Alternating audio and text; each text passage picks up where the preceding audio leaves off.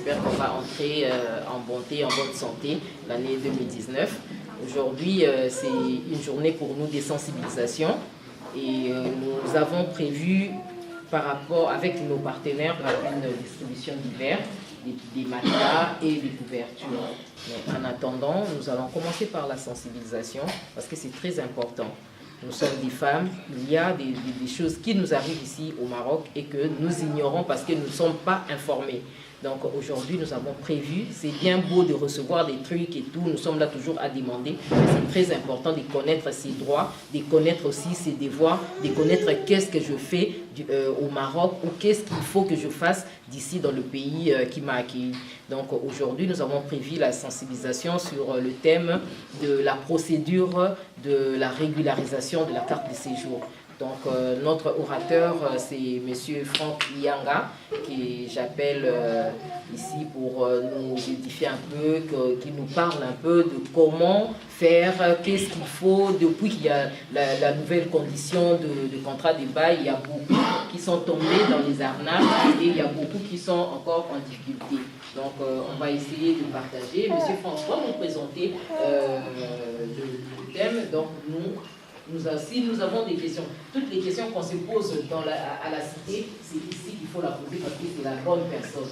C'est la personne qui est même avec, je peux dire, avec des décisionnaires, je peux dire, qui assiste. Il n'a pas la décision, mais il est là, il connaît, il a vraiment des informations importantes qu'il peut nous dire. Il y a eu deux phases de l'opération de régularisation ici au Maroc, en 2014 et en 2016-17.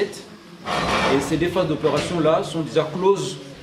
Et là, on a pas mal de sérieux problèmes concernant ceux de 2014 pour le renouvellement.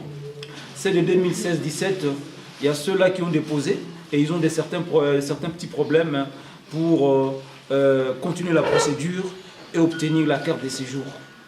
C'est ce que nous allons parler. Comme vous le savez, en 2014 et 2017, il y a eu la régularisation, la campagne de régularisation que nous avons menée pour que nous puissions avoir des papiers. On est arrivé là, pas par miracle, mais on a fait quand même un effort pour que il y a nos sœurs et frères qui sont ici, qui ont combattu, qui ont marché, qui ont lutté pour que nous puissions arriver jusqu'à arracher, puis-je dire, cette régularisation. Et on l'a arraché, on l'a eu. La première fois s'est bien déroulée et ça a été une surprise pour nous. Le roi a initié encore une seconde phase. Et beaucoup sont bénéficiaires, d'autres encore non, ils sont dans l'attente.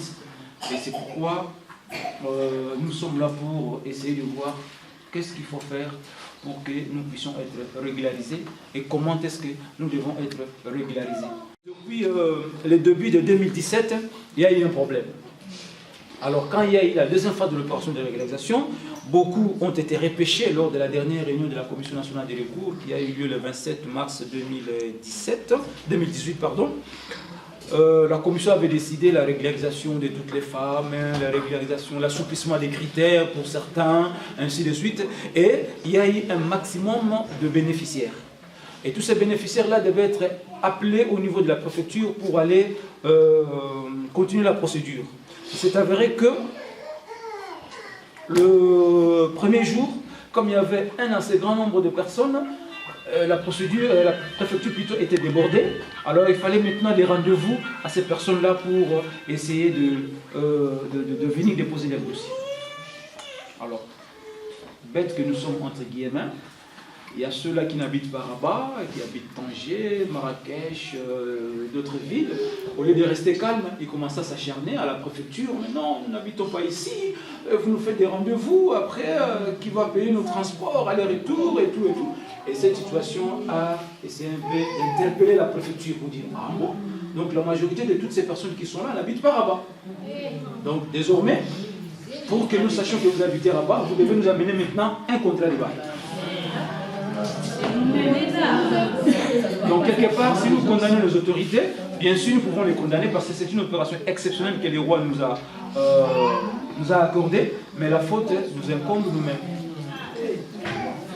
Au lieu de fermer nos bouches, alors non, nous n'habitons pas Rabat ici, nous sommes des Casablanca, des Marrakech, des Fès, des Tanger, et nous avons payé nos transports pour arriver ici. Alors au lieu de prendre nos dossiers, vous nous donnez encore des rendez-vous, on va rentrer, qui va payer nos transports ici dessus.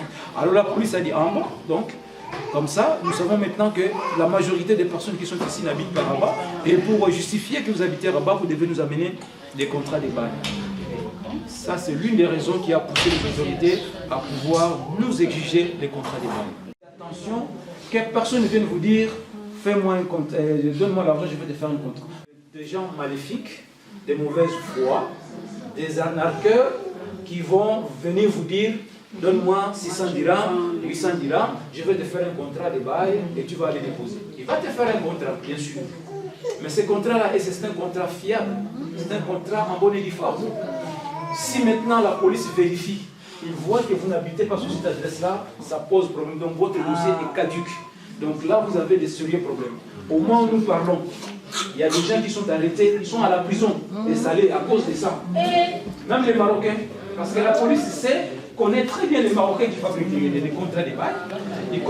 La police connaît très bien les migrants qui assistent ou aident les gens à avoir de faux contrats. Ils sont arrêtés. Au moment où nous parlons, je connais 2 amis, 2 frères, qui sont à la prison des salés à cause de ça.